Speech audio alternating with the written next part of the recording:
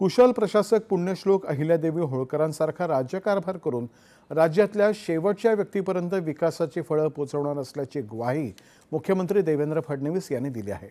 पुण्यश्लोक अहिल्यादेवी होळकर यांच्या त्रिशताब्दी जयंती वर्षानिमित्त पुण्यात आयोजित युवा प्रेरणा संवाद कार्यक्रमात ते आज बोलत होते।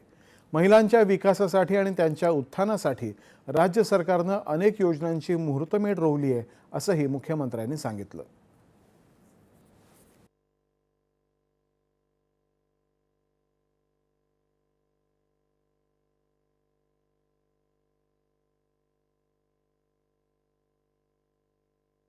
आपल्याला माहिती आहे ऑपरेशन सिंदूरच्या काळामध्ये आपल्या 2 महिला ऑफिसर आपल्याला ब्रीफ करायला यायच्या, कारण आपल्याला मोदीजींनी विशेषतः महिलांना वैमानिक असतील, लढाईच्या कॉम्बॅट ऑपरेशन असेल, फ्रंटलाईन ऑपरेशन असेल, सगळीकडे आपल्या महिला ऑफिसर्सला त्या ठिकाणी संधी दिली, स्थान दिलं।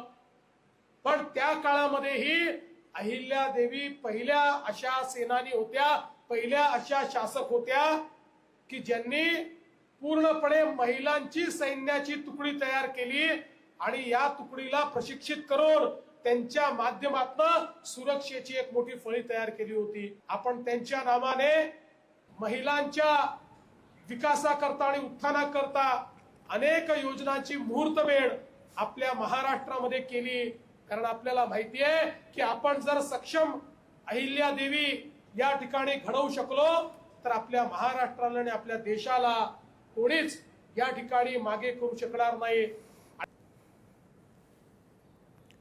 परकीय आक्रमकांनी ध्वस्त केलेल्या हिंदू धर्मांच्या प्रतीकांची पुनर्बांधणी करून धर्म आणि संस्कृती नव्याने जिवंत करण्याचे काम अहिल्यादेवींनी केलं असं मुख्यमंत्री म्हणाले।